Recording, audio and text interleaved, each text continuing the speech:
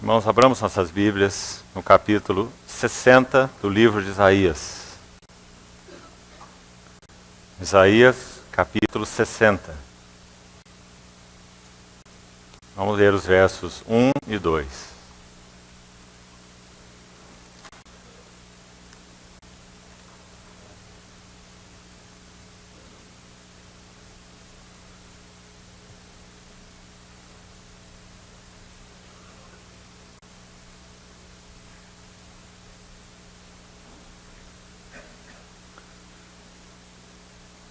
Dispõe-te, resplandece, porque vem a tua luz e a glória do Senhor nasce sobre ti.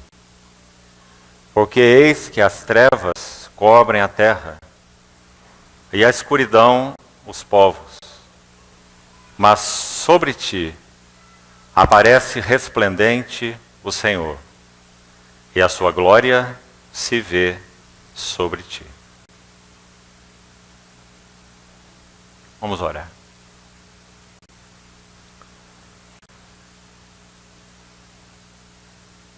Querido Pai, uma vez mais, no nome precioso do Senhor Jesus, entregamos esse tempo de comunhão na Tua Palavra, em Tuas mãos. Confiamos na graciosa provisão do Senhor para recebermos, ouvirmos, entendermos, guardarmos e aplicarmos a Tua Palavra nos nossos corações. Rogamos que Tu nos encabeces e exerça a Tua liderança e o governo do Teu bendito Espírito Santo sobre nossas vidas. Ilumina os olhos do nosso coração, pois nos interessamos em Te ver e em Te ouvir. Assim nos dispomos nas Tuas mãos, Senhor. Sê misericordioso conosco, por amor do Teu nome. Em nome do Senhor Jesus é que pedimos. Amém. Queridos irmãos, conforme foi previamente anunciado, essas duas palavras iniciais de Isaías 61 foram separados como tema para esse encontro. Dispõe-te, resplandece, ou levanta-te, resplandece. Vivemos sem dúvida nenhuma, é um consenso tão nítido no coração de tantos servos e servas do Senhor, que estamos verdadeiramente nos tempos de parto, no que concerne ao propósito eterno do Senhor, no tempo de fechamento, no que concerne a essa revelação última do Senhor Jesus a esse mundo trevoso, na iminência da vinda gloriosa daquele que nosso coração aguarda. Quando Isaías escreve esse capítulo, ele registra muita coisa a respeito da glória da igreja. É certo que no sentido literal e primário, esse capítulo se refere à glória de Jerusalém, como povo da aliança de Deus do Velho Testamento. Mas tudo aquilo que foi dito a respeito de Jerusalém no Velho Testamento tem, de alguma maneira, mais intensa ou menos intensamente, uma aplicação direta ao povo celestial de Deus do Novo Testamento, já que Israel era o povo, é ainda, o povo terreno de Deus no que concerne aos seus tratos nesta terra. E a igreja, o povo celestial de Deus. A semente de Abraão se compõe e é mais numerosa que a areia da praia do mar. Isso faz referência ao povo terreno de Deus, a nação de Israel, mas também mais numeroso que as estrelas do céu. E isso certamente faz referência ao povo celestial de Deus. Então, esses dois versículos, no foco que em particular abordaremos nesses dias de comunhão juntos, eles têm uma aplicação muito direta à glória da igreja. Então, esse termo, levanta-te ou dispõe-te, primeira palavra do verso 1 de Isaías 60, sem dúvida é um chamado para uma fervente e radiante expectativa. Sem usarmos, sempre, nenhuma ênfase exacerbada de palavras. Quando Isaías o profeta se refere ao povo, em primeiro plano então, como explicamos, terreno de Deus, profeticamente falando ao povo celestial de Deus, esse que se compõe daqueles gregos ou judeus, escravos ou livres, homens e mulheres, o povo celestial de Deus. Quando Isaías faz essa exortação, dispõe-te, levanta-te, e usa em seguida a palavra resplandece, a nota de Isaías, nesta palavra resplandece, é mostra-me o teu rosto. Então há nesses dois versos, frases e mesmo palavras tão lindas e tão significativas, que nós vamos gastar uns minutos iniciais para fazermos uma introdução usando esses versos, que são o tema e o encargo do nosso encontro. Todos os irmãos que estarão aqui compartilhando a palavra estarão com o mesmo encargo relacionado a esses versículos de Isaías 60. O testemunho de Jesus em tempos de declínio espiritual. Esse foi o tema que colocamos no convite aos irmãos para esse encontro. E essa realmente é a carga dos nossos corações. Por sabermos que, sem nenhuma dúvida, estamos vivendo dias de intenso declínio espiritual, por um lado, e por outro lado, bendito seja o nome do Senhor, um chamamento renovado para que respondamos a Ele. Temos dito em diversos contextos, para diversos irmãos, que nos parece, me permitam essa leitura espiritual, me parece que nosso Senhor Jesus tem feito o seu último movimento de amor em direção à sua igreja. Vivemos os últimos dos últimos dias. E aquele que se assenta no trono tem um desejo ardente em seu coração há quase 2000 anos. Levantar-se desse trono, assim como ele o fez para receber o primeiro mártir, Estevão. Uma vida individual, mas o primeiro mártir, marcando um princípio da parte do Senhor. Repetindo duas frases que estão diretamente relacionadas àquelas duas entre as 7 que o nosso Senhor Jesus proferiu na cruz. Estevão. É dito que ele vê o céu aberto e o Filho do Homem de pé. Nós sabemos pelas Escrituras que quando nosso Senhor ascende ao céu, ele se assenta à destra da majestade nas alturas. Mas quando o primeiro mártir, o diácono de Jerusalém, Estevão, vai ser recebido pelo Senhor, o Senhor se levanta de seu trono. Então ele disse: vejo o Filho do Homem de pé, como que dando as boas-vindas àquele que seria o primeiro mártir de uma longa lista de santos, servos e servas, apóstolos e profetas, que têm vivido nesses 2000 anos e que têm então entregue suas vidas por amor do nome do Senhor. 2 vezes apenas no livro de Atos o céu se abre. Apenas 2 vezes. Na primeira vez, Atos 7, quando Estevão é apedrejado. E na segunda vez, em Atos 10, quando aquele lençol desce do céu, preso pelas 4 pontas, cheio de animais imundos. E Pedro tem aquela visão da igreja.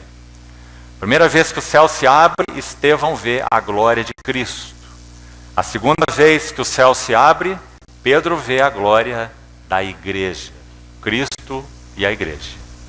Então, quando há esse chamado do Senhor à igreja, levanta-te, resplandece, Sem dúvida alguma, queridos irmãos, esse chamado tem muito interesse para nós nos dias que vivemos. Porque, como falávamos, se por um lado nós estamos vivendo dias em que, notadamente, estamos em declínio espiritual no que concerne à igreja professa em geral, não podemos negar isso. Se isso não fosse assim, nós nem estaríamos aqui, nosso Senhor já teria voltado. No que concerne ao testemunho geral da igreja, estamos em declínio espiritual.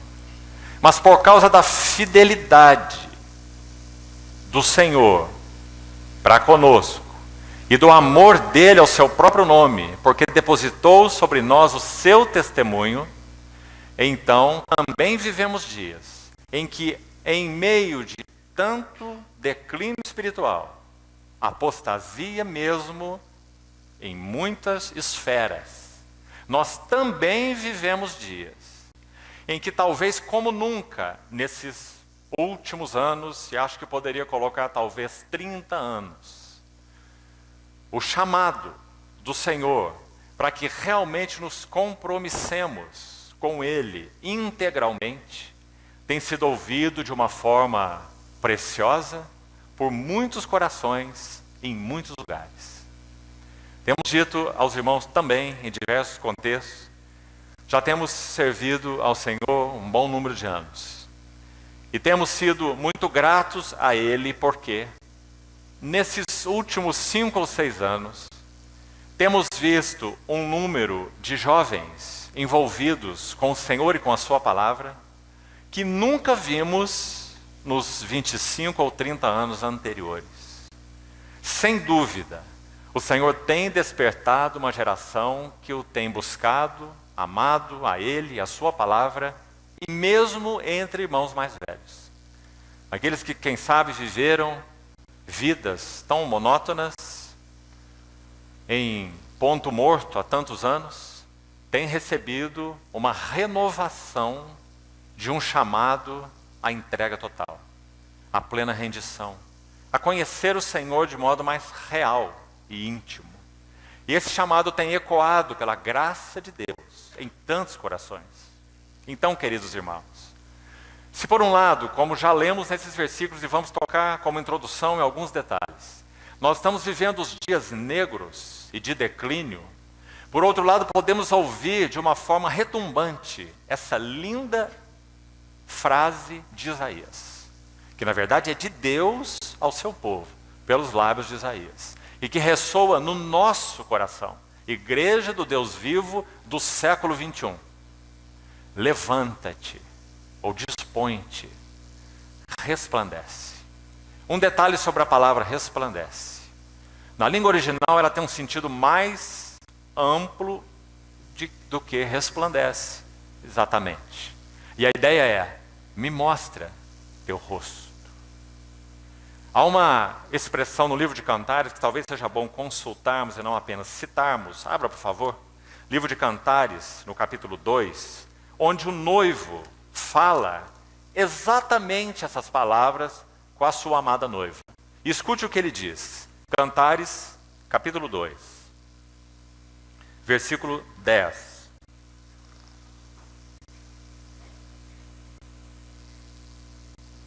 O meu amado fala e me diz, levanta-te. Essa palavra é exatamente a mesma, na língua original, que foi usada pelo profeta Isaías. Levanta-te, ou dispõe-te.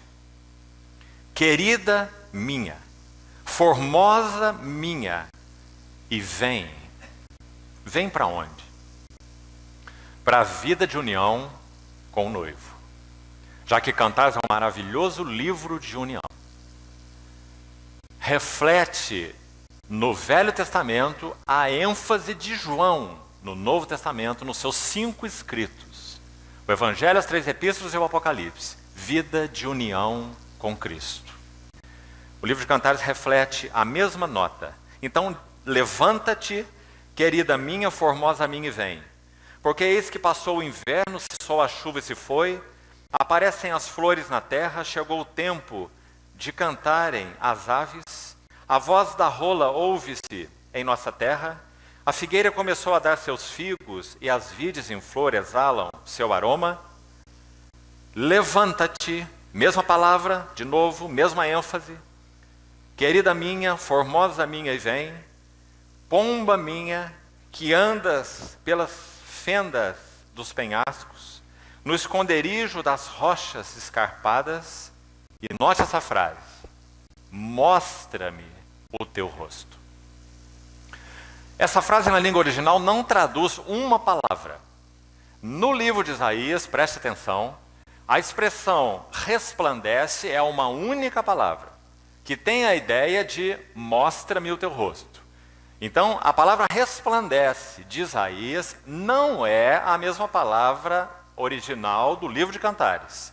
Aqui é uma frase, é mais de uma palavra, que traduz a ideia, a mesma ideia, mostra-me o teu rosto. Então lá em Isaías uma palavra, resplandece, com a ideia, mostra-me o teu rosto. Aqui uma frase, com essa ideia claríssima.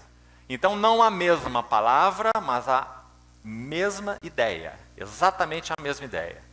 Mostra-me o teu rosto, faze-me ouvir a tua voz, porque a tua voz é doce, e o teu rosto amável, ou aprazível, ou formoso, lindo.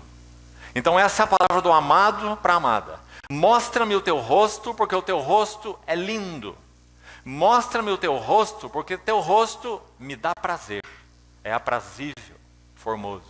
Então levanta-te, mostra-me o teu rosto. O que isso significa, né? Claro que a linguagem de Isaías também é poética, como a linguagem de Cantares. O anelo de nosso Senhor, queridos irmãos, é que nós não o sigamos como aqueles que apenas conhecem seus mandamentos, suas ordens, mas aqueles que o seguem porque estão face a face com Ele. Por que Enoque foi arrebatado? E lembre-se de novo, ele foi o primeiro. Então ele estabelece o princípio. Enoque andou com Deus, e Deus para si o tomou. Levanta-te, mostra-me o teu rosto. Esse é o anelo do noivo para com a noiva. E queridos irmãos, até que o nosso Senhor venha, graças a Ele, e prepare o seu coração para essa linda notícia, que sem dúvida já é conhecida de você. Nós iremos ouvir essa voz cada vez mais sonora até que Ele venha. Porque esse é o seu anelo pela sua noiva. Porque Ele tem compromisso consigo mesmo. Porque ainda que fôssemos infiéis, Ele permanece fiel. Porque não pode negar-se a si mesmo. Então o Senhor continuará até que Ele se levante segunda vez do seu trono. Ele continuará pleiteando e pelejando pelas afeições e devoção de sua noiva. Isso não é maravilhoso? Um noivo que peleja, que pleiteia pelas afeições de sua noiva. Esse é o nosso noivo. Levanta-te, mostra-me o teu rosto. E, associando com a linguagem de Cantares, porque teu rosto é formoso, é aprazível, amável, lindo. Agora, quando nós voltamos ao livro de Isaías, e é lá que vamos completar nossa introdução, dispõe-te ou levanta-te, resplandece, porque vem a tua luz. E a glória do Senhor nasce, ou mais especificamente, vai nascendo. Uma ideia de contínuo aqui. A glória do Senhor vai nascendo sobre ti. Não há como ver uma expressão dessa e não nos lembrarmos daquele verso: a luz do justo, a vereda do justo é como a luz da aurora, que vai brilhando mais e mais até o dia perfeito, ou ser dia perfeito. Então a glória do Senhor vai nascendo sobre ti. Agora, olhe que tremendo contraste que completa nosso contexto inicial. Porque eis, e essa palavra eis, todas as vezes que ela aparece na língua hebraica, é muitas vezes, eis aqui meu servo, Isaías 42. muitas vezes, centenas de vezes, essa palavra aparece no Velho Testamento. Sempre ela significa contemplem, ou vejam, observem. Porque, vejam, as trevas cobrem a terra. Então esse eis não é apenas uma palavra de conjugação, é um chamado a perceber algo. Observem, notem, prestem atenção, vejam, as trevas cobrem a terra. E a escuridão, os povos.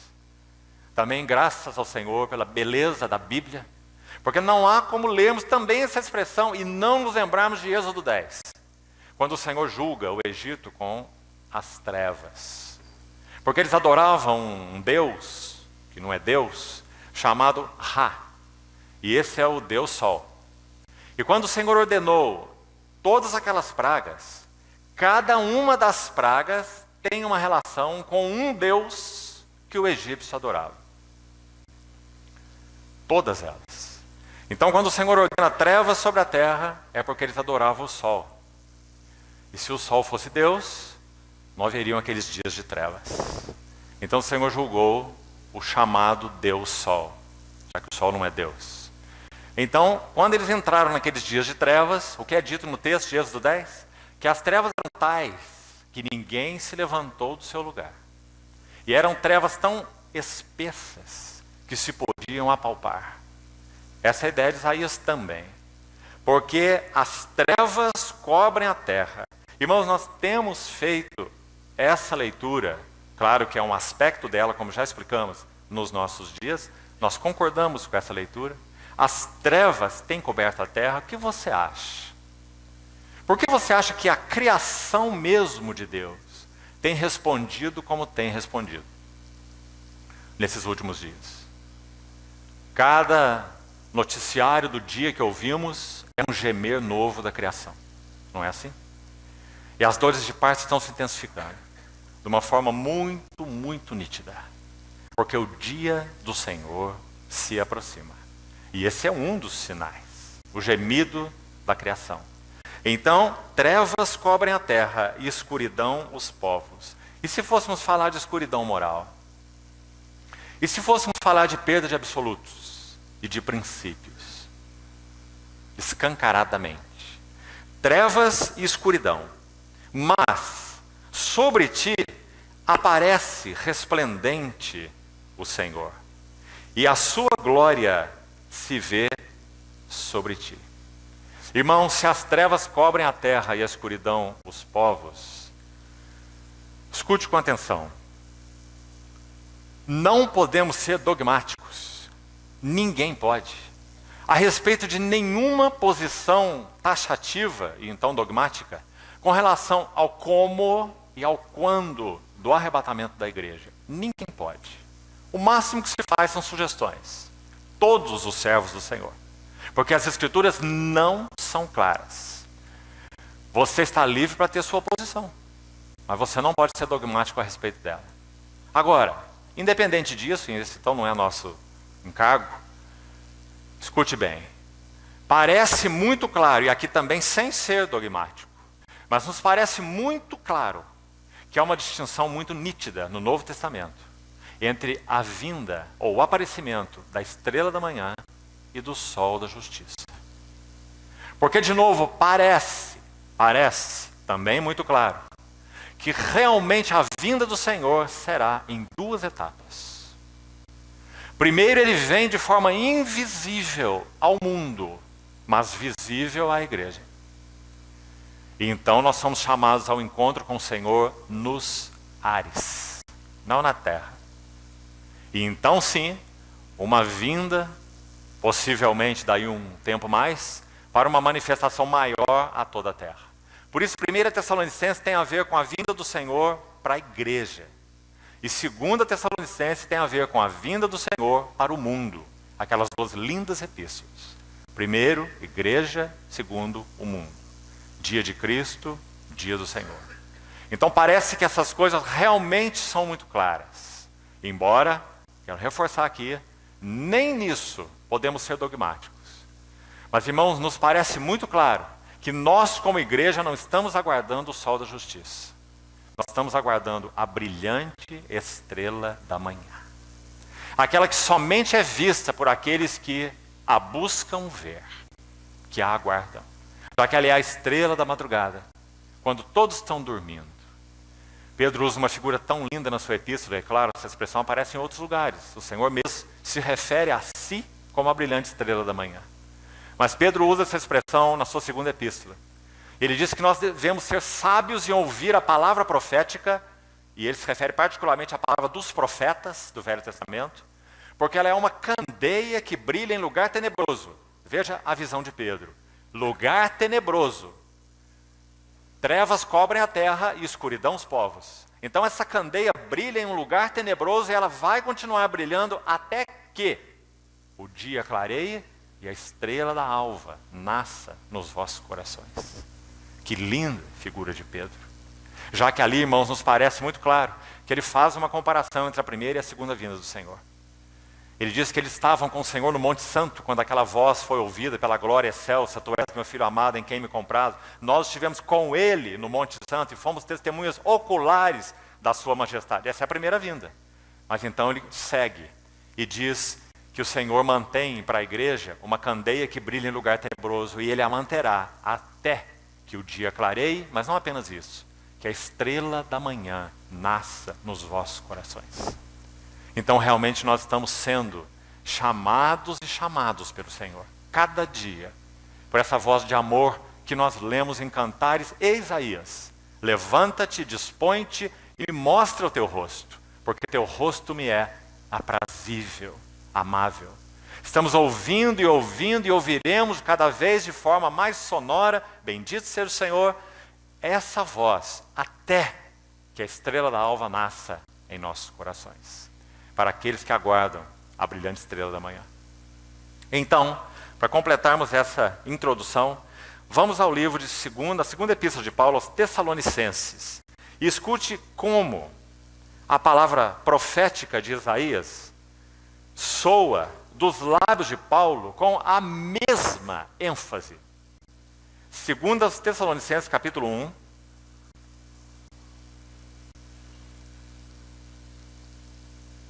É tão impressionante, irmãos, a relação, que nos parece que Paulo tinha em mente Isaías quando ele escreveu esse texto de Tessalonicenses. Tinha em mente o texto de Isaías 60 que acabamos de ler. Segundo Tessalonicenses 1, 10. Diz assim: quando vier a vinda do nosso Senhor Jesus, segunda vinda, para ser glorificado nos seus santos e ser admirado em todos os que creram naquele dia, o dia da sua vinda. Porque foi crido entre vós o nosso testemunho. Veja a ênfase. Ser glorificado nos seus santos e ser admirado em todos os que creram. O que nós lemos em Isaías? Levanta-te, resplandece, porque vem a tua luz e a glória do Senhor vai nascendo sobre ti. Escuridão para os povos, trevas sobre a terra, mas sobre ti se vê resplendente o Senhor. E a sua glória se vê sobre ti. É exatamente o que Paulo está dizendo aos Tessalonicenses. Agora para a igreja. Quando ele vier para ser glorificado nos seus santos e admirado em todos os que creram naquele dia. Verso 11. Por isso também não cessamos de orar por vós, para que o nosso Deus vos torne dignos. Importante, irmão. Como dissemos, nosso Senhor Jesus está fazendo sua doce e poderosa voz ser cada vez mais discernida e ouvida pelos nossos corações, nesses dias do fim, para que nós respondamos aos seus últimos movimentos de amor em direção à sua igreja. Para que então, finalmente, essa glória do Senhor apareça sobre o seu povo e em seu povo. Então, oramos para que o nosso Deus vos torne dignos, compatíveis, idôneos, é a ideia, da sua vocação. Que vocação? Para alcançarmos a glória do nosso Senhor Jesus Cristo. Expressão que está logo aí em seguida nessa carta mesmo, no capítulo 2, não vamos ler, versos 13 e 14. Capítulo 2. Fomos chamados para alcançar a glória do nosso Senhor Jesus Cristo. Impressionante frase. Então, vos torne dignos da sua vocação, a vocação para alcançar a glória do Senhor, e cumpra com poder todo o propósito de bondade e obra de fé. E de novo, verso 12, repetindo a ênfase do verso 10, olha aí, a fim de que o nome do nosso Senhor Jesus Cristo seja glorificado em vós, de novo, a mesma ideia do verso 10, glorificado em vós e vós nele, segundo a graça do nosso Deus e do Senhor Jesus Cristo. Uma notazinha rápida a mais, que interessa para os que estudam as Escrituras com cuidado.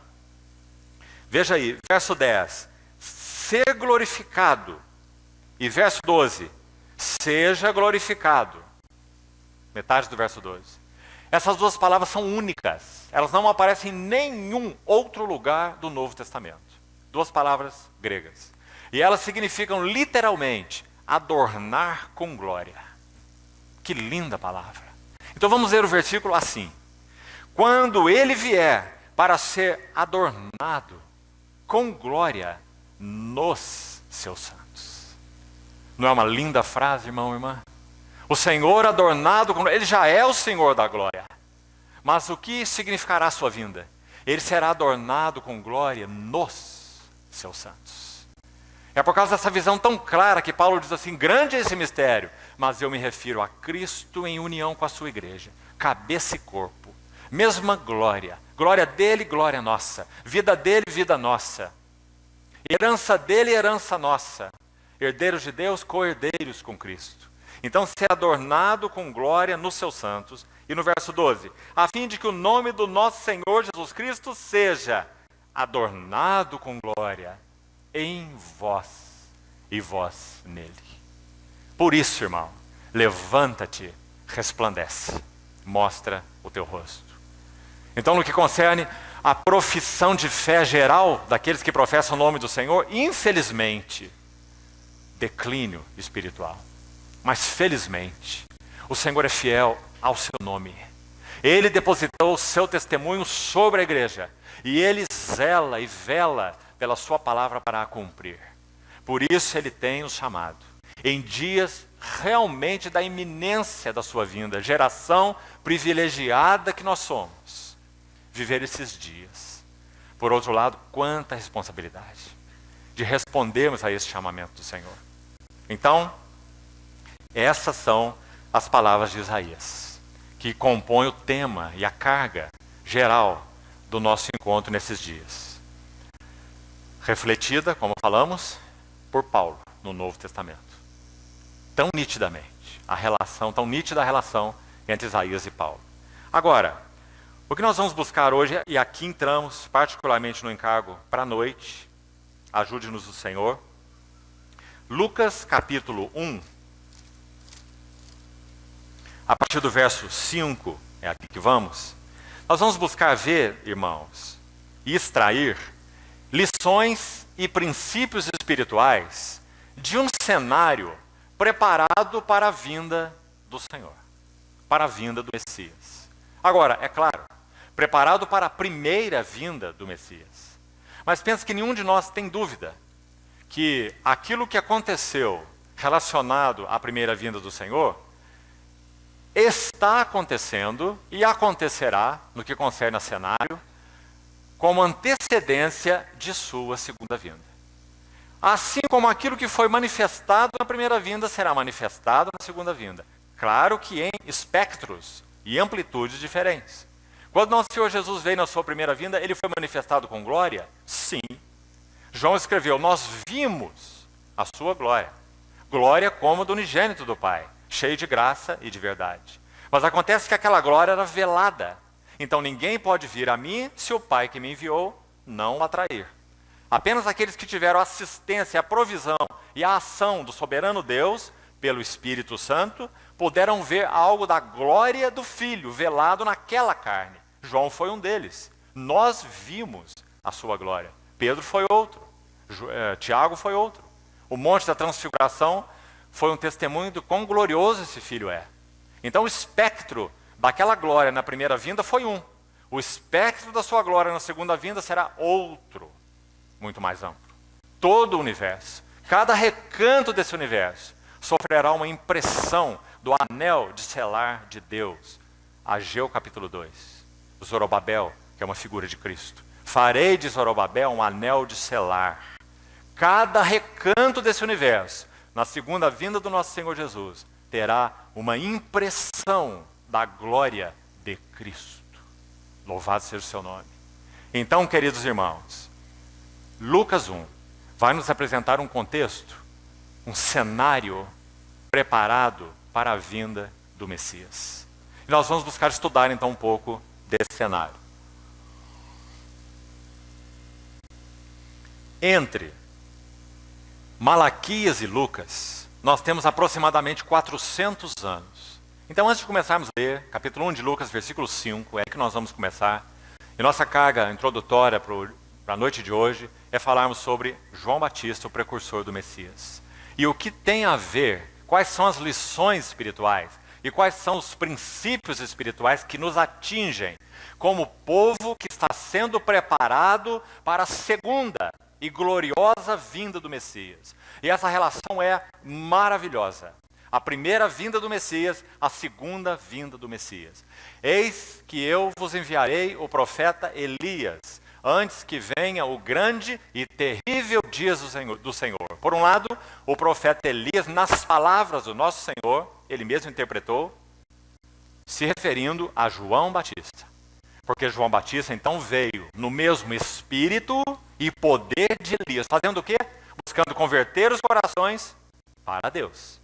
Então, ele é Elias. E Elias já veio. E fizeram com ele tudo o que queriam. Nosso Senhor falou se referindo a João Batista. Mas o texto de Malaquias diz: eu enviarei o profeta Elias antes que venha o grande e terrível dia do Senhor. Por favor, escute com atenção para você não se perder. Quando nosso Senhor veio na sua primeira vinda, esse não era o grande e terrível dia do Senhor. Já que o Senhor não veio como grande e terrível, o Senhor veio como cordeiro mudo perante os seus tosqueadores.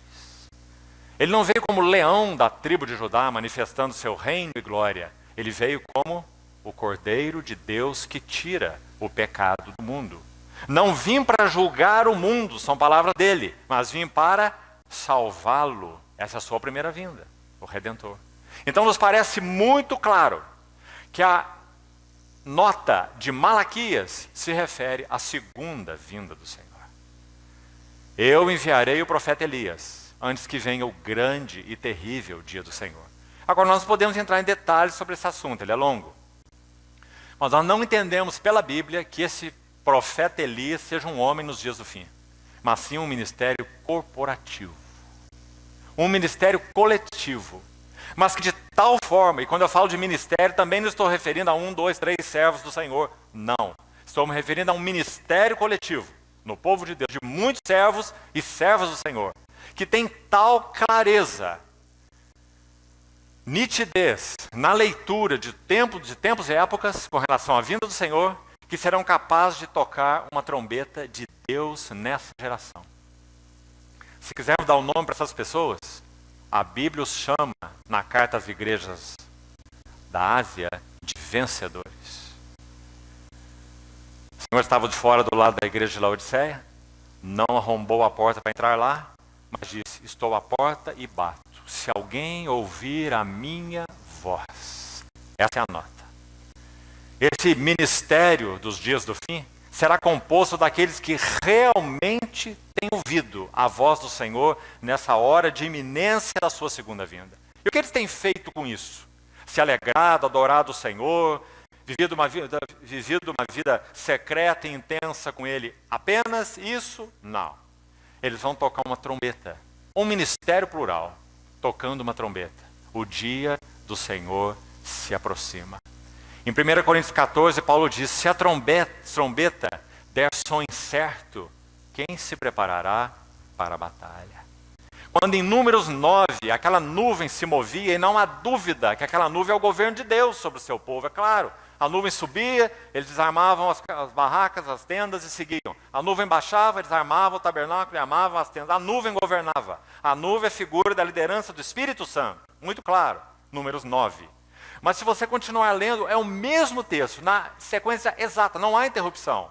Você vai ver aqui, a nuvem era seguida, a nuvem soberana, figura da liderança do Espírito Santo, ela tinha um correspondente no arraial de Israel. 2 trombetas de prata.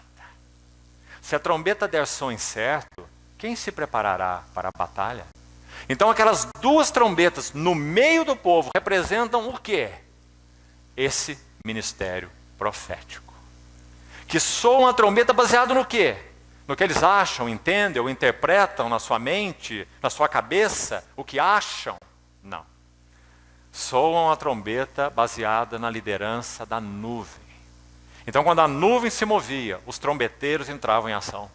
Enquanto a nuvem estava quieta, a trombeta também estava quieta. Mas quando a nuvem se movia, a trombeta tocava.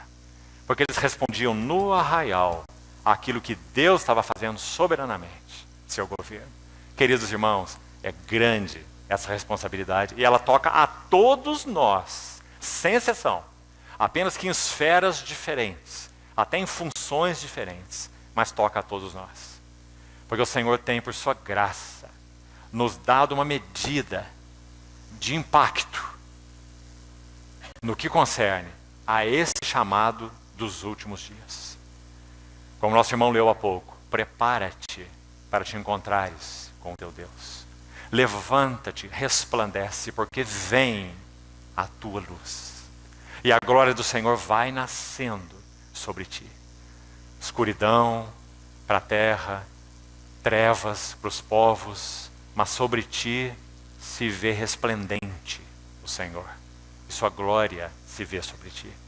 Ah, irmãos, que dia será esse? Quando o Senhor rasgar o véu que nos encobre de ver o seu rosto. Rosto daquele que ainda que não vimos, amamos. Ainda que não vimos, exultamos, com alegria indizível e cheia de glória, como Pedro vai dizer. Que dia, quando ele romperá os céus e mostrará seu rosto, primeiro para nós, e então para toda a terra, consumando seu propósito. Ah, queridos irmãos, que não sejamos contados entre aqueles escarnecedores de 2 Pedro, capítulo 3. Que Pedro diz que iriam surgir do meio de vós, não é do mundo. O mundo não tem nada com isso. É no seio da igreja mesmo. Pessoas que dirão, onde está a promessa da sua vinda? Essas coisas não são bem assim. Desde o princípio da criação, tudo permanece o mesmo. Pedro vai dizer, eles fazem questão de esquecer, então se esquecem deliberadamente, é conveniente para eles. Eles se esquecem, eles põem de lado. Que isso na verdade não é assim, eles estão mentindo. Porque o mundo daquele tempo foi julgado com água, e 8 pessoas foram salvas. E eles deliberadamente esquecem que o mundo daquele tempo foi julgado e sepultado na água. E aí Pedro vai dizer, e este está sendo reservado para o fogo. Elementos abrasados se desfarão. Então esperemos e apressemos a vinda do dia de Deus. Irmãos amados, nós estamos vivendo na iminência desses dias. Então levanta-te, resplandece. Então, vamos ao contexto de Lucas capítulo 1, versículo 5. Vamos iniciar com ele. 400 anos.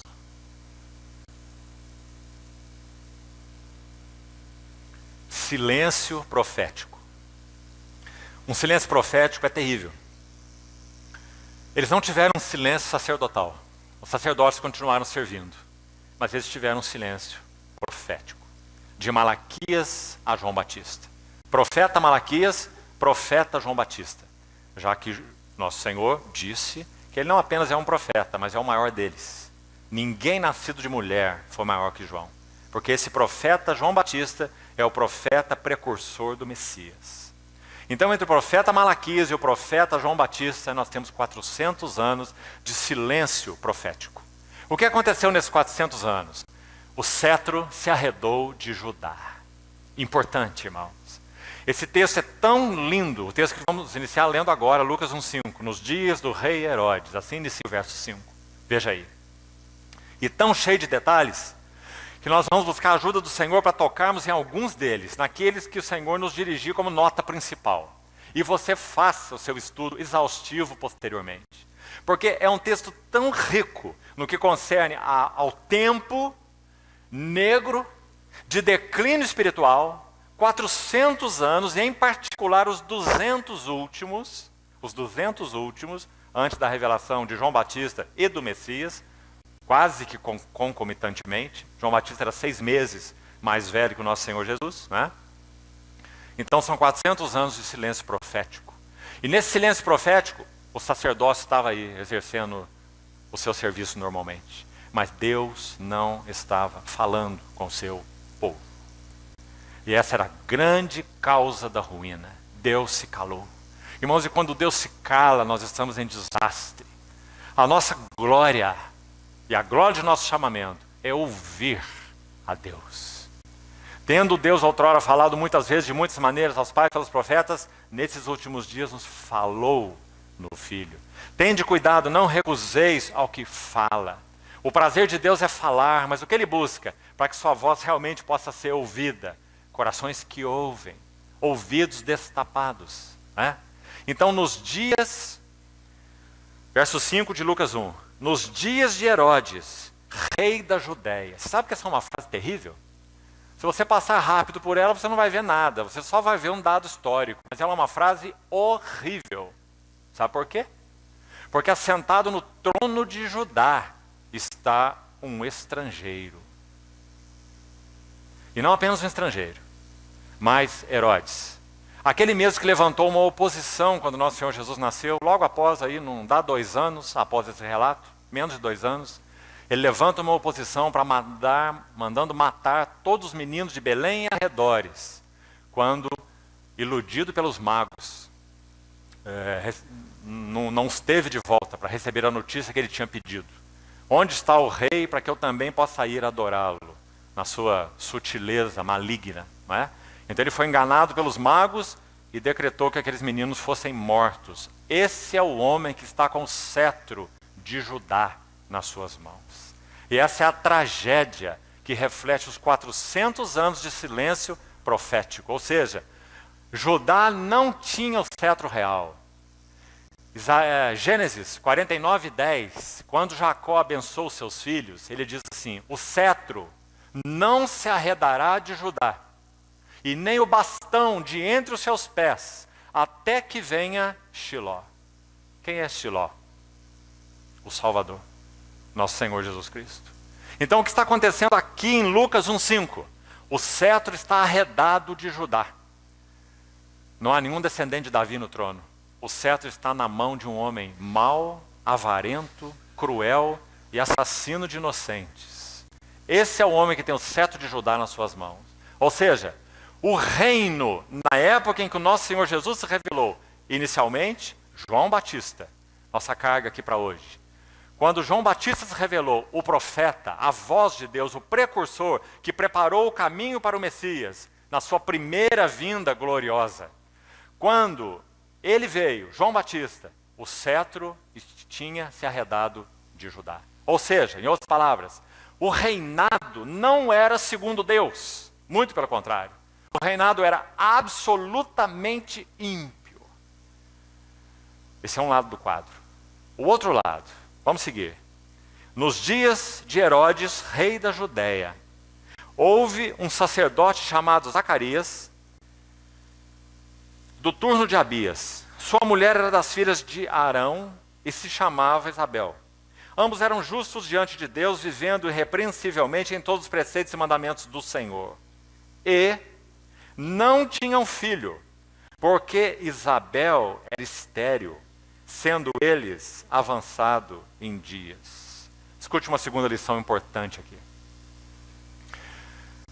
O sacerdócio, não apenas o reinado, não era um reinado segundo Deus, como já explicamos. Herodes é quem estava no trono de Judá. Mas o sacerdócio estava falido. Ou seja, todo o serviço sacerdotal continuava, mas aquele tempo não tinha nem arca, nem Urim e Tumim. Quando o anjo vai dar a notícia para Zacarias sobre o nascimento de João Batista, um anjo precisou ser usado. Os irmãos sabem que isso é totalmente atípico. Não é só um detalhe de estudo, irmãos. Tem muita implicação e muito interessante para nós. Deus não falava no seu templo com anjos, usando anjos. Não, nunca. Êxodo 25, quando o Senhor ordena a construção do tabernáculo, ele diz assim: me farão a arca, me farão um santuário para que eu possa habitar no meio deles. Então ele descreve a arca, em Êxodo 25 primeiro. Em seguida, o propiciatório, que é a tampa da arca. Lembra-se, Êxodo 25. De cada lado do propiciatório, um querubim, com as faces voltadas, ou de frente um para o outro, com as faces voltadas para o propiciatório. E escute o que é dito. O Senhor disse: ali, entre os querubins, no propiciatório, ali eu virei a ti e falarei contigo, de entre os querubins sobre o propiciatório. Então, qual era a maneira de Deus falar com quem ele queria falar no seu tempo? Particularmente o sumo sacerdote, Moisés, lá na época do tabernáculo, né? E posteriormente no templo. Qual era a maneira de Deus? A Shekinah, a voz suave de Deus, que saía de cima do propiciatório, de entre os querubins. Ali virei e falarei contigo. Qual era a segunda maneira? O Urim e o Tumim.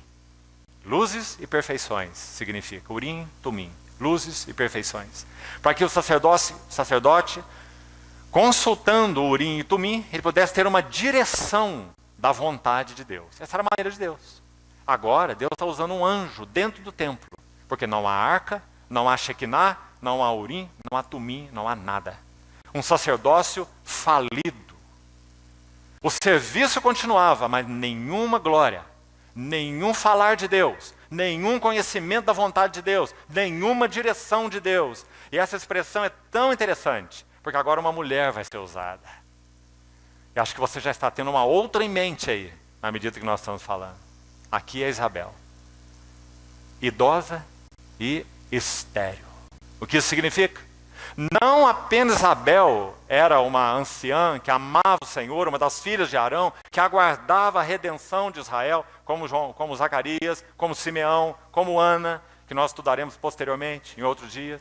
Aquele grupo pequeno, um remanescente apenas, no meio de milhões de pessoas. Um pequenino remanescente, que a Bíblia descreve assim: aguardavam a redenção de Israel. Que frase, irmãos! E como isso se aplica a nós? Então, aí está Isabel, estéril. Mas a questão não é apenas a esterilidade do útero de Isabel. A questão é que Isabel está refletindo um sacerdócio estéril. Assim como a outra mulher do Velho Testamento, Ana, a mãe de Samuel, estéril. E que subia com seu marido Eucana. Não deixe de ler 1 Samuel, capítulos de 1 a 3, no primeiro livro de Samuel. Ana subia a Silo, todos os anos, com seu marido Eucana. E sabe o que ela via lá? Ela via um sacerdote que não sabia cuidar nem da sua família. Eli. Tinha filhos profanos, execráveis, como diz a Bíblia. E Eli não estava nem aí, e nem os repreendia. Hofni e Finéias, que faziam o que queriam no tabernáculo, em todos os sentidos, inclusive se prostituindo. Esse era o sacerdócio da época de Ana.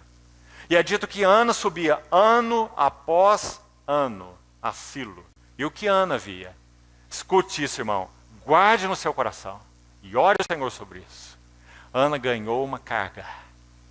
Porque cada ano que ela subia a Jerusalém com seu marido e via aquele sacerdócio, Eli e os seus filhos, naquele estado, ela percebeu algo. Ela chorava pedindo a Deus um filho. Porque a sua rival, Penina, zombava dela, porque ela não tinha filhos, não é? Uma mulher, podemos dizer, desgraçada, Ana, no contexto em que ela vivia, sem filhos. Mas sabe o que aconteceu com ela? Um dia ela percebeu que não era ela que estava estéril. Me permitam uma expressão, era Deus que estava estéril. Era a casa de Deus que estava estéril. Era o testemunho do Senhor que estava estéril. Então o que Ana fez? Se não pegamos essa chave aqui, nós entendemos tudo errado. Porque parece que Ana está fazendo uma barganha com Deus. Ela não tem filhos, então ela vai arrumar um jeito de fazer uma barganha com Deus. E ela vai dizer, me dá um filho, Senhor. Se o Senhor me der um filho, então darei o filho para ti. Eu vou dar para ti, mas afinal de contas eu vou ter um filho. Né? Uma barganha. Então não estamos entendendo nada do que aconteceu, porque não foi isso. Ana subindo de ano a ano em Silo e vendo aquela esterilidade do sacerdócio, que não tinha nada a ver com o testemunho do Senhor. Então Ana ganhou uma carga pelo testemunho do Senhor. E então ela ora dizendo, Senhor, se me deres um filho, eu te darei. Quem precisa de um filho não sou eu, é o Senhor. E o que o Senhor fez?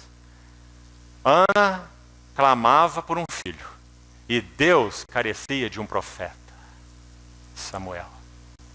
E então Deus concedeu um filho a Ana, e Ana entregou um profeta ao Senhor. E Samuel foi crescendo no templo, e Samuel ouviu a voz do Senhor. Essa foi a nota que nós colocamos. Se ouvirdes a sua voz. Quem tem ouvidos para ouvir, ouça. Quem se abrir a porta, eu entrarei, cearei com ele e ele comigo. Se alguém ouvir a minha voz e abrir a porta. Ana e Samuel ouviram a voz do Senhor. Então Samuel começou a servir o Senhor no templo. E Ana, podemos compor um quadro, claro, hipotético. Ana ficava sentada na sua cadeirinha, tecendo o seu tricôzinho, como diz o texto de Samuel. Porque ela fazia estola sacerdotal para Samuel. E ela devia ficar imaginando que tamanho que estava o seu bebê, a sua criança, que foi entregue a Eli, para aprender a servir. E cada ano que Ana o visitava, ela levava uma roupa um pouco maior. Aprendeu mordomia, serviço, aquele que foi entregue como profeta ao Senhor. A mesma coisa Isabel. Isabel também estéril, porque nessa época o sacerdócio era tão desastroso quanto na época de Ana e Samuel. Então aí está outra anciã estéril. Agora o Senhor vai prover um filho para ela, e agora nós temos uma nota ainda mais alta do que no caso de Samuel. E nós vamos ver por quê. Vamos seguir o texto. Então, duas coisas importantes aqui, não perca. A realeza foi perdida e o sacerdócio estava falido. No cetro de Judá, ou com o cetro de Judá, estava Herodes. E no sacerdócio, esterilidade. Então, Deus intervém. Depois desse silêncio profético, trevas cobriam a terra e escuridão os povos, e Deus intervém. Então é dito assim no verso 8. Ora, Lucas 1:8. Aconteceu que, exercendo ele diante de Deus o sacerdócio na ordem do seu turno, coube-lhe por sorte, segundo o costume sacerdotal, entrar no santuário do Senhor para queimar incenso. Vamos parar um pouco aqui. Um sacerdote servia normalmente por uma semana, porque eram turnos de serviço, normalmente uma semana. Mas eles não queimavam o incenso todos os dias. Era algo considerado tão especial, esse queimar incenso, e os turnos de sacerdotes eram tantos. Segundo um erudito, eram 24 turnos de sacerdotes, compostos de vários sacerdotes. Muito grande o número de sacerdotes. Então eles jogavam sortes, como está escrito aí, para que então eles tivessem o privilégio de queimar incenso, não porque era o sacerdote daquela semana, queimando incenso todos os dias, mas lançavam sortes para que cada queima de incenso fosse feita por um sacerdote. Tal era o privilégio, nós vamos ver por quê. Então coube a Zacarias, por sorte, ou lançando sortes, né, queimar incenso no santuário. O que há de importante aqui, e que também nos interessa, contexto histórico. Primeiro, os judeus, ainda hoje, dizem que quando da hora do queimar incenso, é tão privilegiada essa hora, que essa é a hora de, primeiro, orar pela vinda do Messias. Orar pela vinda do Messias. Não se esqueça isso. Segundo, suplicar o favor de Deus, o que na verdade é quase a mesma coisa.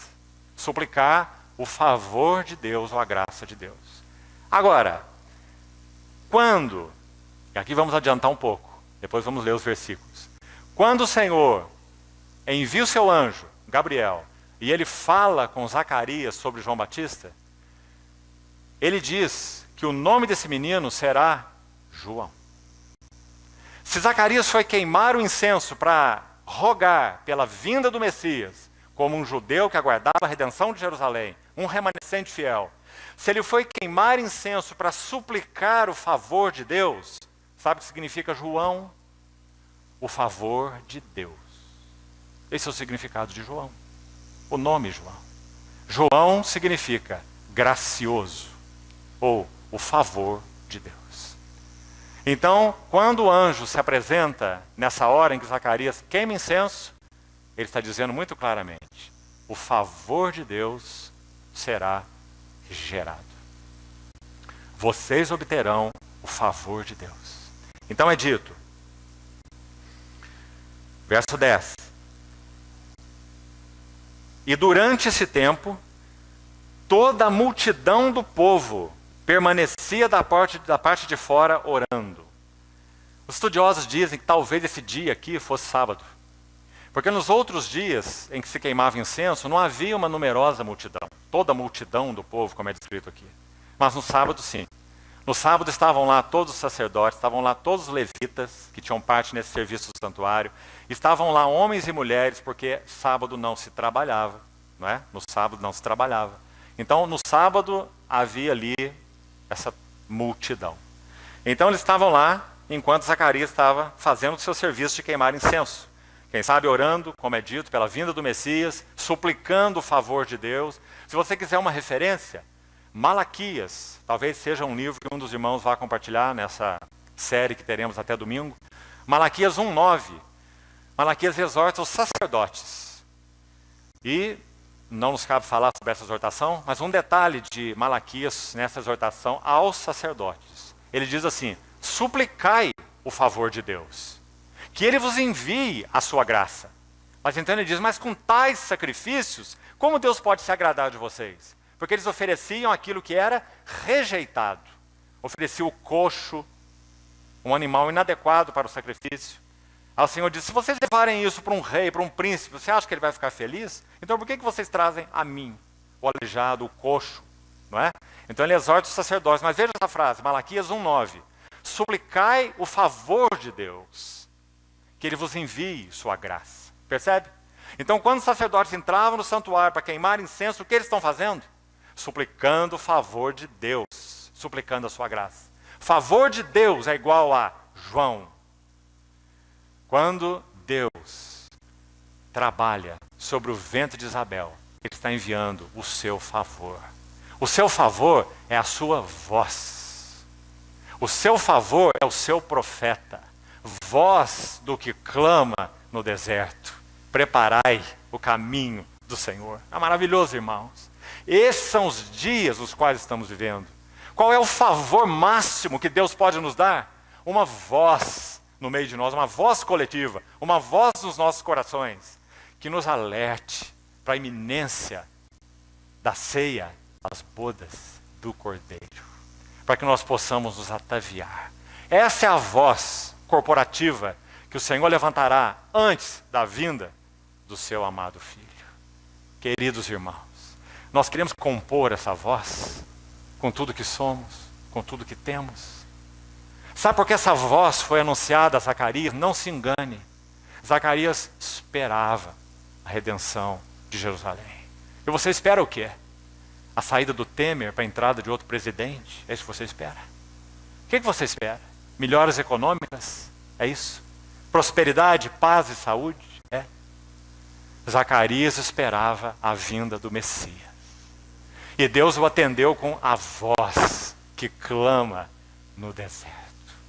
Quando tudo era trevas, quando tudo era escuridão, Deus enviou João, gracioso, esse é o nome, ou o favor de Deus. Que história maravilhosa.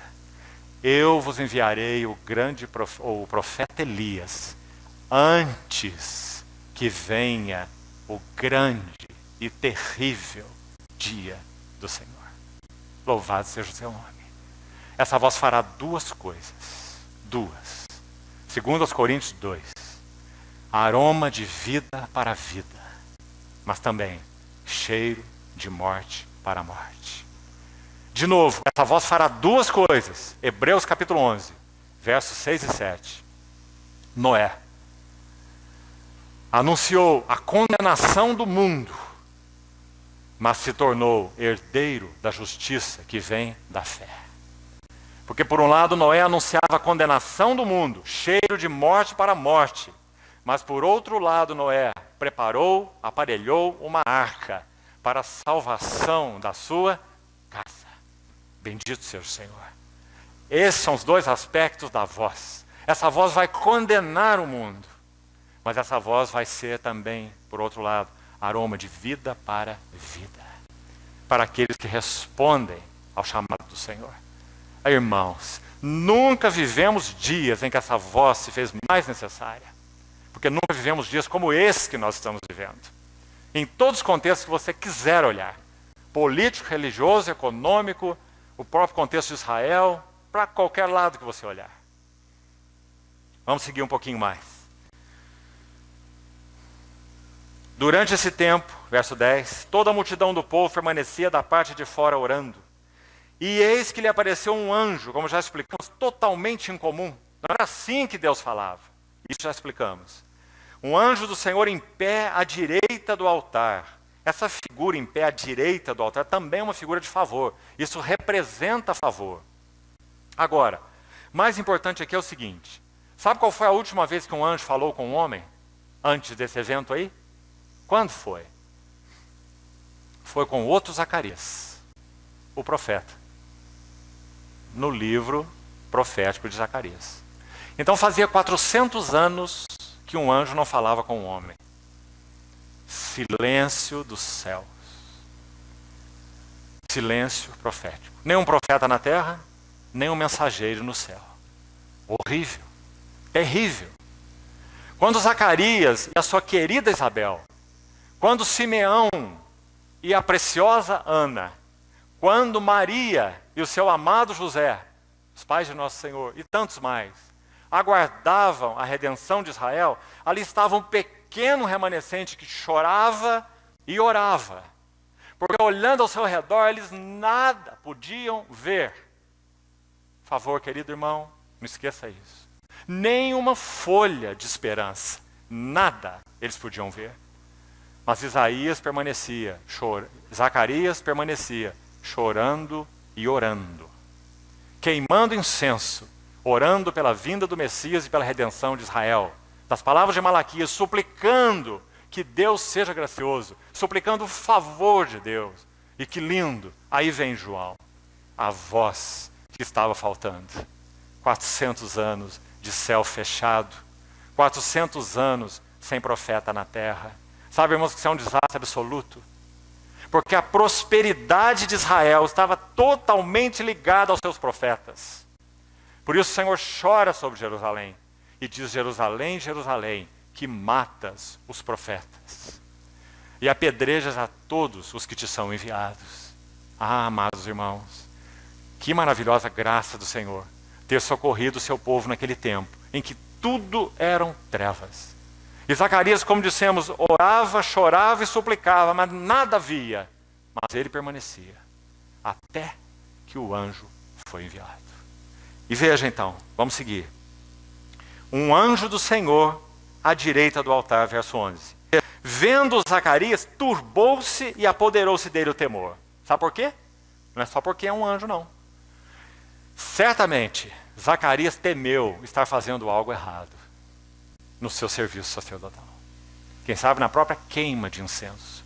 Era tudo muito regrado e metódico. Até aquele incenso tinha a sua composição específica. Então certamente Zacarias deve ter achado que ele ia ser repreendido. Por isso o anjo diz assim, disse-lhe porém o anjo: Zacarias, não temas.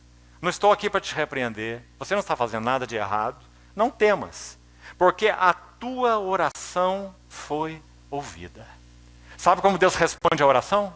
Enviando a voz, enviando a sua voz, seu João, seu favor. Tua voz foi ouvida.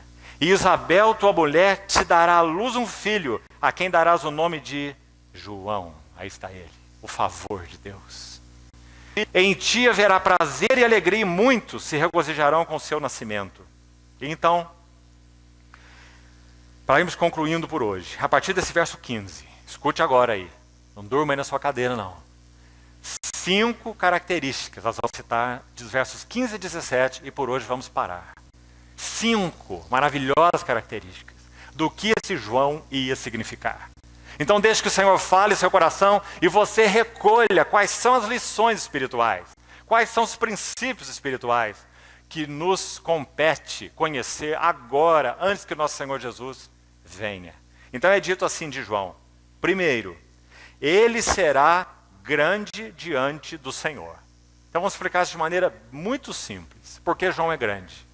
Porque o Senhor ali levantaria um profeta. É por isso que ele é grande diante do Senhor. Porque os lábios do nosso Senhor é que vão dizer: o que vocês foram ver no deserto? Um caniço agitado pelo vento? Irmão, o Senhor não está usando só uma figura de linguagem. Sabe o que ele está querendo dizer? Essas vozes que vocês têm ouvido aí são só caniços. São meninos que tocam flauta uns para os outros e dizem assim: nós tocamos flautas e vocês não dançaram. Isso é essa geração. Mas o que vocês saíram ao deserto para ver? Um caniço agitado pelo vento? Alguém que anda segundo a moda? Alguém que tem uma voz hoje, outra voz amanhã? Alguém inconstante, que não tem sobriedade? Foram ouvir uma flautinha? Em outras palavras, o Senhor está dizendo: não. Vocês foram ouvir uma trombeta no deserto. Voz do que clama no deserto. Então ele vai dizer: vocês foram ouvir um profeta. E digo eu, mais que um profeta. Porque dos nascidos de mulher, ninguém é maior que João. Nós já sabemos o porquê. Porque ele é o precursor do Redentor. Quando João profere a sua profecia, está acabado. Aí vem o Messias, o cumprimento de todas as profecias. Por isso João é o maior dos nascidos de mulher. Então, aí está a primeira característica. Será grande diante do Senhor. O que é ser grande diante do Senhor? O que é ser grande diante do Senhor é poder ser sua voz. Isso é ser grande diante do Senhor. Marido, você quer ser grande no seu lar, a sua esposa? Seja a voz do Senhor para ela. Pai, você quer ser grande na sua família diante do Senhor? Seja a voz para os seus filhos. Irmão, irmã, você quer ser grande diante do Senhor no seio da congregação para a honra e glória do nome do Senhor? É óbvio, nós estamos falando de projetos pessoais. Você quer ser? Seja a voz do Senhor. Grande diante do Senhor. Lucas capítulo 3. Passe uma folha, por favor, rapidamente. Olha como começa Lucas capítulo 3. Veja o que significa ser grande diante do Senhor.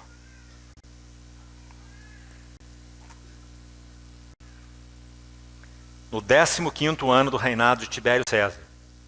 Tibério César, terceiro dos Césares. Um homem terrível. No 5º ano do reinado de Tibério César, sendo Pôncio Pilatos, agora é o Pôncio Pilatos que é o governador da Judéia, agora o cetro está na mão de Pôncio Pilatos. Herodes é o tetrarca da Galiléia, seu irmão Filipe é tetrarca da região da Itureia e Traconites, e Libânias, tetrarca de Abilene, sendo os sumos sacerdotes figuras sublimes na relação de Deus com seu povo. São os sumos sacerdotes. Então, sendo os sumos sacerdotes Anás e Caifás, vírgula. Irmão, aprecie essa frase. Veio a palavra de Deus a João. Não temos uma pergunta aqui? Por que a palavra de Deus não veio a Tibério César? O maior homem na face da terra nesse tempo. Porque esse homem não expressava um reinado segundo Deus. Ele não tinha nada a ver com os interesses do Senhor. Ele não tinha a palavra do Senhor. Um rei ímpio. Um rei segundo suas próprias perversidades. Por que a palavra do Senhor não veio a Pilatos ou qualquer outro? Pelo mesmo motivo. Mas em particular, por que não veio a Anás ou Caifás, os sumos sacerdotes? Porque eles eram ímpios e não tinham nenhuma relação com o Senhor. Para quem veio a palavra do Senhor? Para João. Onde? Não na corte de Tibério César, e nem nos alojamentos de Anás e Caifás, o sacerdócio. A palavra de Deus veio a João no deserto. E palavra aí é rema, a palavra viva de Deus, aquilo que eles sequer conheciam. Essa palavra veio a João no deserto. Isso é ser grande diante do Senhor. Então essa é a primeira característica. Vamos resumir, para irmos concluindo. Segunda, voltamos a Lucas capítulo 1, verso 15. Não beberá vinho nem bebida forte. Já temos a segunda característica. Qual é? João seria um nazireu. E aí também não vamos ter tempo para detalhes, e nem precisamos. É só você ler Números 6. Anote aí. Número 6 é o capítulo do nazireado. O que importa nos entendermos aqui de lindo e de importante? Primeiro, a porta principal para o serviço de Deus nos tempos do Velho Testamento se chama sacerdócio. E isso é uma linhagem hereditária. Morre um sacerdote, vem outro sacerdote, um após outro. O livro de Hebreus é tão claro em dizer assim, né? Impedidos pela morte de continuar. Então o sacerdócio, os filhos de Arão, dentre os levitas, a família de Arão, esse é o sacerdócio. Mas o Senhor sabe da falência do homem. Então o que Deus estabelece? Uma porta lateral para o serviço a Ele. A porta principal se chama sacerdócio, os filhos de Arão. A porta lateral se chama nazireado. Nazireado significa qualquer um que quisesse de qualquer tribo, que quisesse se consagrar inteiramente e voluntariamente ao Senhor, poderia fazê-lo pelo voto de nazireu. João Batista foi um nazireu. E um nazireu especial, porque ele foi consagrado ao Senhor e cheio com o Espírito Santo já do ventre materno. Isso é algo impressionante sobre João Batista. Então João Batista era um nazireu. Rapidamente sobre nazireu, o que nos interessa? Escute com atenção. Primeiro, ele não bebia vinho. Número 6. O que isso significa? João Batista e todos os nazireus, em particular João nesse caso, esse tremendo nazireu, precursor do Messias, ele não seria obcecado e absorvido por gozos e prazeres terrenos. Isso significa para o nazireu não beber vinho. Não seria obcecado e absorvido por gozos terrenos. Esse era João. O que João buscava era o gozo do Redentor. Era o gozo do céu. Eu sou voz que clama no deserto. João não disse nem seu nome. Quem é você? Ele não encheu o seu peito e falou: eu sou João Batista, o filho do sacerdote Zacarias, cheio do Espírito Santo desde o ventre, levantado como precursor do Messias. Ele não disse nada disso. Ele nem citou seu nome. E a sua pessoalidade. Ele disse: eu sou uma voz. Voz que clama no deserto. Preparai o caminho do Senhor. Endireitar no ermo vereda a nosso Deus. Que maravilha, irmãos. Então, a segunda característica. Nazireu. Vinho não absorvido por gozos e prazeres terrenos. Segunda característica do nazireu. Navalha na cabeça. Não. Deixaria crescer o seu cabelo. Como nós interpretamos isso numa linguagem que nos interessa? Já que o literal para nós não é o nosso caso, né? O que isso significa? 1 Coríntios 11. Paulo fala que o cabelo comprido para o homem é desonra. Então, quando o nazireu não passava navalha sobre sua cabeça, significa que ele renunciou à sua própria honra. É honra para a mulher usar cabelo comprido, mas para o homem é desonra. 1 Coríntios 11. Então, na figura, na linguagem espiritual, significa que o nazireu renunciou sua honra própria. Ele não está ocupado com a sua honra. Ele está ocupado com a honra de outro. 1 Coríntios 4, a partir do verso 9, é uma linda ilustração sobre isso. Parece que Deus pôs a nós apóstolos em último lugar. Somos entregues à morte, vós sois ricos e nós pobres, vós sois nobres e nós desprezíveis, comparando Paulo com os coríntios, né? Aí ele diz assim: até o presente momento não temos morada certa, somos esbofeteados, somos considerados lixo do mundo, escória de todos. Aí ele vai mostrar as renúncias que ele e os seus companheiros fizeram. Quando injuriados, nós bendizemos. Quando caluniados, nós procuramos conciliação. Paulo está mostrando que eles renunciaram sua honra e sua dignidade pessoal por causa da honra e da dignidade de Cristo. Calúnias, injúrias, né? Então esse era o nazireu, figurado aí pela navalha, uma renúncia à honra pessoal. A navalha não iria passar na sua cabeça e os seus cabelos iriam crescer. E terceira característica do nazireu, corpo morto. Não poderia tocar um corpo morto. Isso significa que ele deveria se separar de tudo aquilo que poderia contaminar a sua consagração. Seja isso o que fosse. Que significasse morte. Ele não ia andar com um livro de regrinhas. Isso eu posso fazer, isso eu não posso fazer. Espiritualmente falando, claro, na linguagem do Novo Testamento. Todos vós possuís a unção do santo e todos tendes discernimento. Então o nazireu iria não tocar corpo morto. Separado de tudo que poderia contaminar a sua consagração. Isso é muito verdadeiro para nós. Precisamos discernir isso, o significado disso diante do Senhor. 3 características então. Agora, por favor, irmão, abra o livro de Amós. Amós, capítulo 2. Escute esse verso muito interessante. Amós, capítulo 2.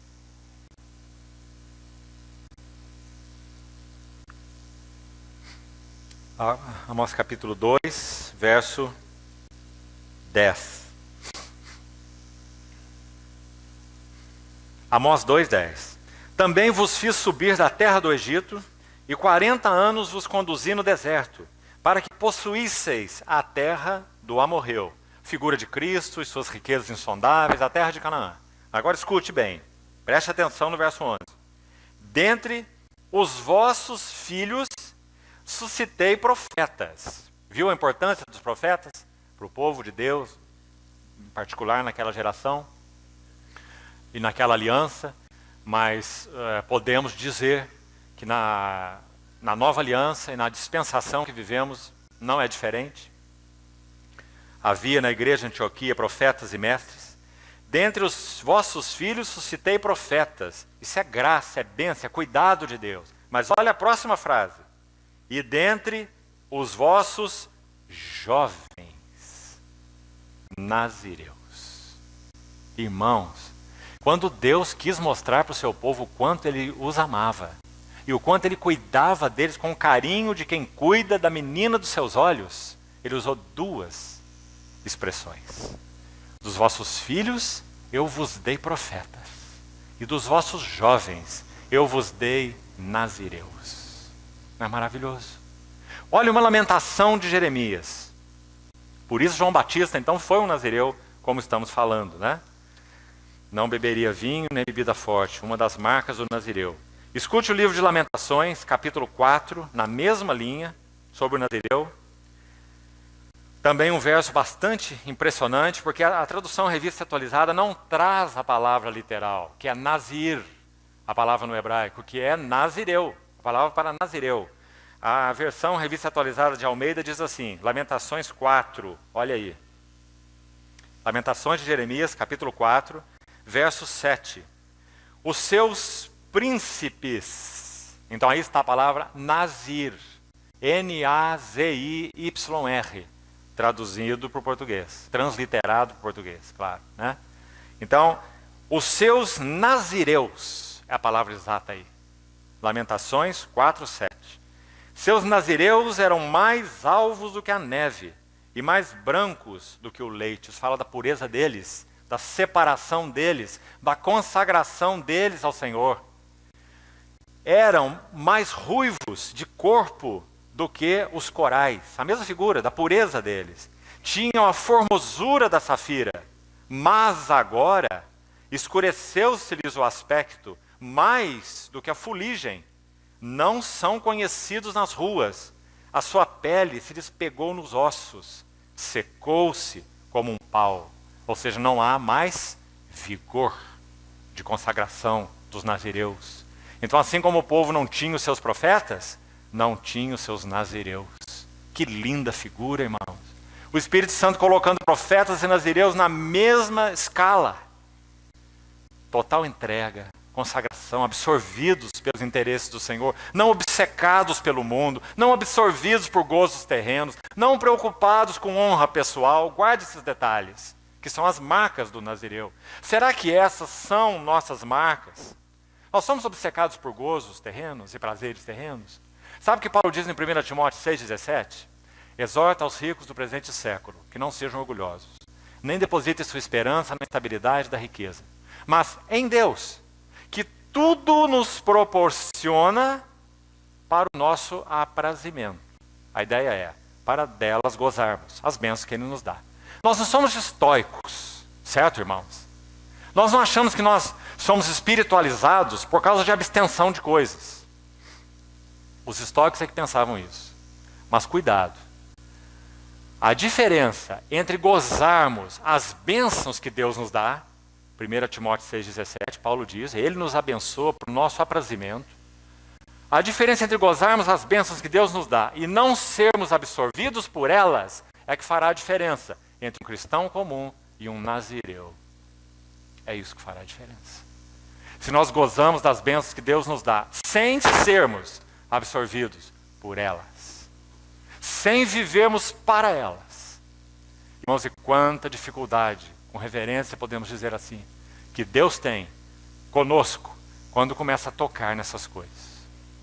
Prazeres, deleites, bênçãos, que nós agarramos de tal maneira que elas assumem um lugar completamente desproporcional em nossas vidas e abafam a nossa relação com o Senhor.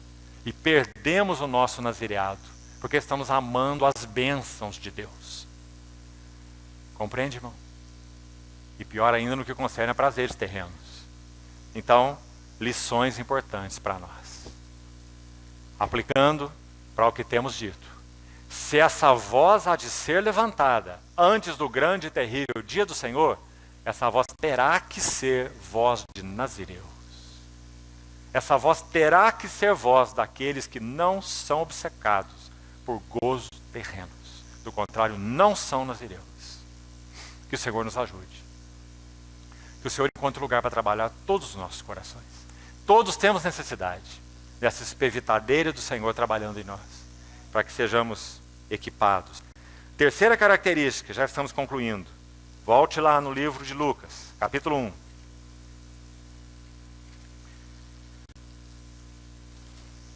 Lucas, capítulo 1, verso 15. Terceira característica, será cheio do Espírito Santo já desde o ventre materno. Uma frase tão simples, mas ela é tão linda, particularmente para os mais jovens. E aqui, ao invés de tentar explicar essa frase, escutem bem. Você já ouviu algo sobre o Conde Zinzendorf? Conde Zinzendorf era um nobre alemão. Ele acolheu nas suas terras irmãos que estavam sendo perseguidos nas regiões ali do que seria a Tchecoslováquia, a Morávia. E ele acolheu esses irmãos perseguidos nas suas terras. Quando ele tinha 6 anos de idade, ele escrevia uns bilhetes e jogava pela janela do seu castelo. E orava e dizia: Deus, envie seus anjos para buscar as minhas cartas de amor para ti. Aos 6 anos. Quando ele ainda não tinha 20 anos, ele abriu as portas de suas terras para acolher esses irmãos perseguidos. Numa memorável ceia do Senhor, de março de 1727, Zinzendorf estava ministrando a palavra. Ele nasceu em 1700, então ele tinha 27 anos. Em 1727. E ele estava ministrando a palavra do Senhor num tempo de mesa do Senhor, a esse grupo que ele acolheu de cristãos nas suas terras na Morávia. E esses cristãos eram briguentos. Cada um tinha a sua convicção. Não, isso é assim, dogmático aqui, dogmático ali, dogmático lá. E eles só brigavam. E, nesse balaio de gatos, Zinzendorf, nesse dia, ministrou a palavra do Senhor nessa ceia. Sabe o que aconteceu? Essa ceia do Senhor durou 6 horas. E aqueles irmãos, todos, sem exceção, incluindo as crianças, concluíram aquele tempo com os rostos em terra, clamando pela misericórdia do Senhor sobre as vidas deles. Escreveram um compromisso, escrito, não apenas verbal, uns com os outros, de que eles iam abandonar todos os seus conflitos e contendas, doutrinárias ou pessoais que fossem. Um livro de aliança. Sabe o que aconteceu ali? O Espírito Santo foi derramado naquela memorável ceia de março de 1727. E aqueles irmãos iniciaram uma reunião de oração, se revezando, que durou 100 anos.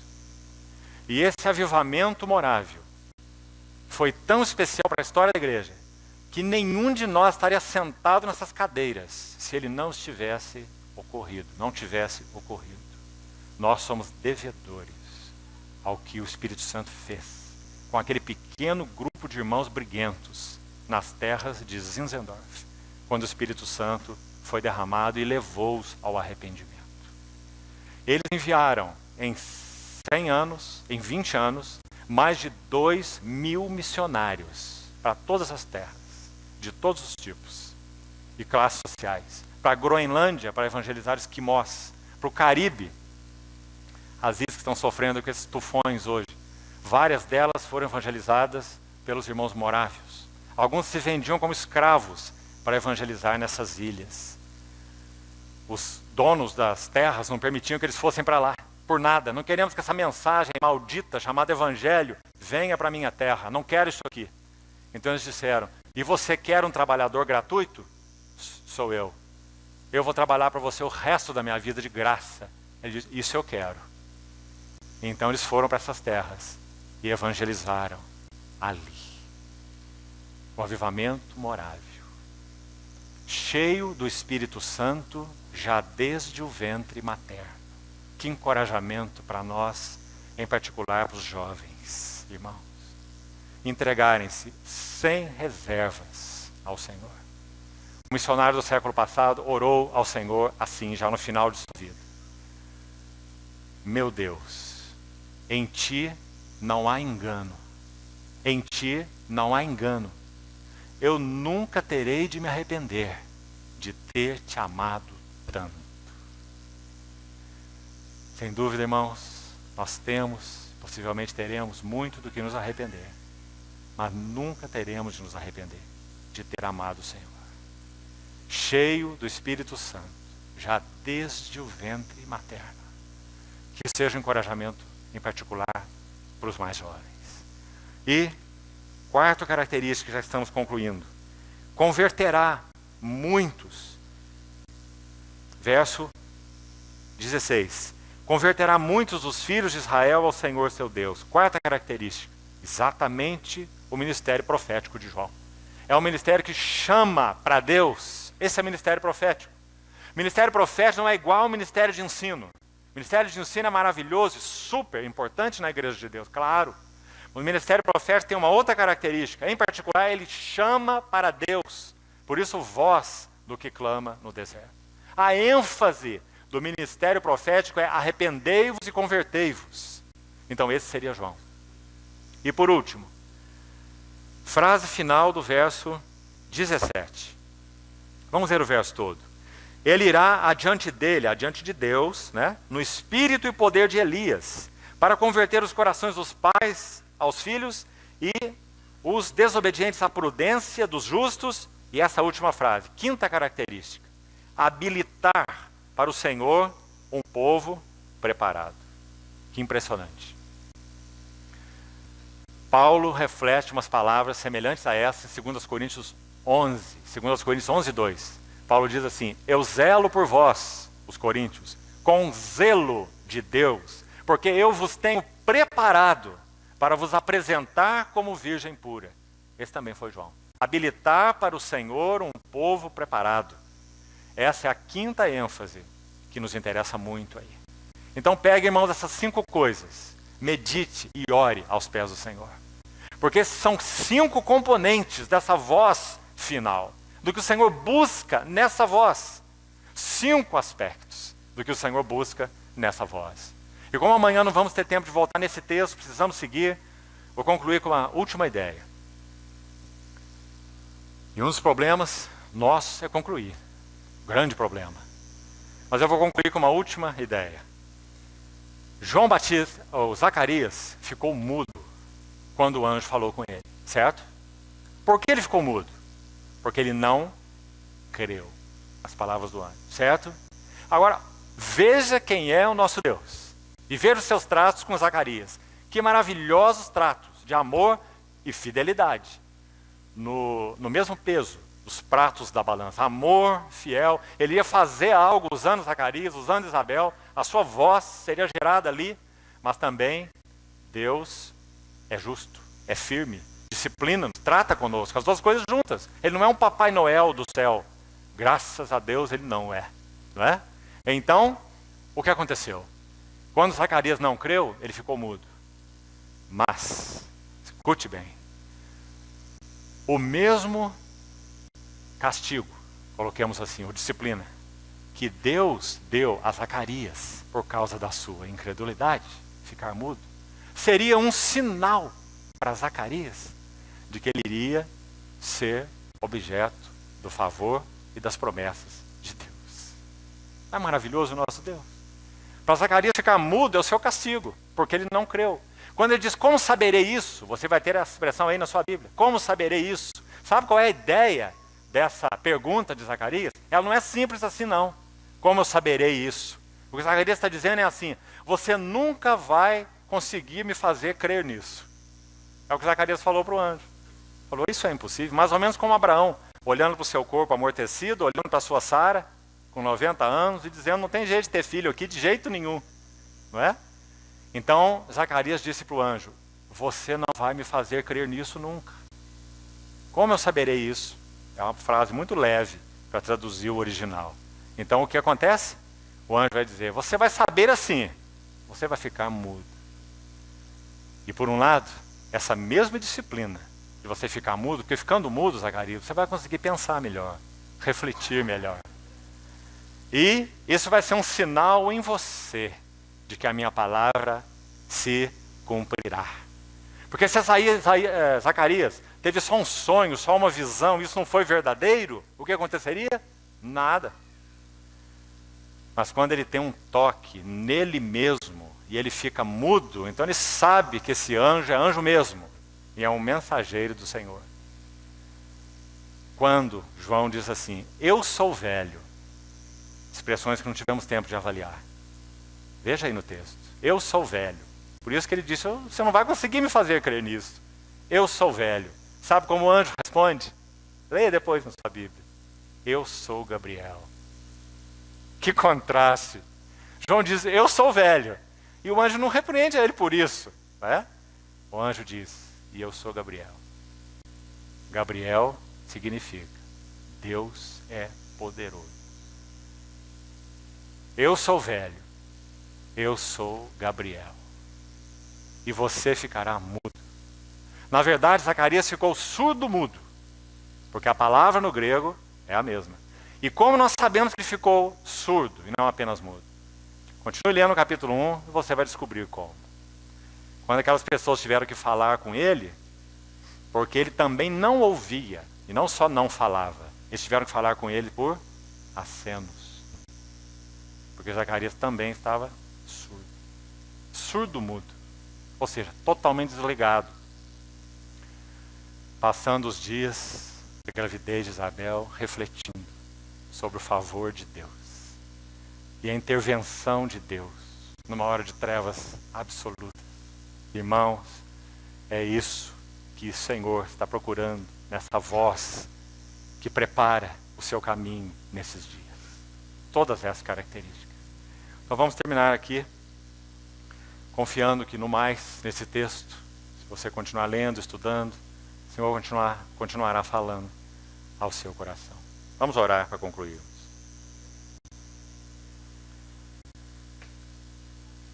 Senhor, colocamos nas tuas mãos a tua palavra e pedimos ao Senhor que não permita que daquilo que realmente é teu se perca nos nossos corações.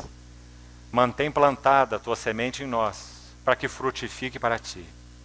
E nos qualifica, Senhor, nos qualifica nesses dias do fim, para que nós não sejamos aqueles que esmurram o ar, mas que reduzem o seu corpo à servidão. E tendo pregado a outros, não são desqualificados. Guarda-nos, Senhor. Levanta nessa geração os teus profetas e os teus nazireus, para que o Senhor tenha a tua voz antes que venha o grande e terrível dia do Senhor. Alerta-nos, Senhor. Desperta-nos e também consola-nos, encoraja-nos, nós te pedimos. Corrige, disciplina nossas vidas, alinha-nos e ajusta-nos ao teu chamamento em dias tão desafiadores que vivemos.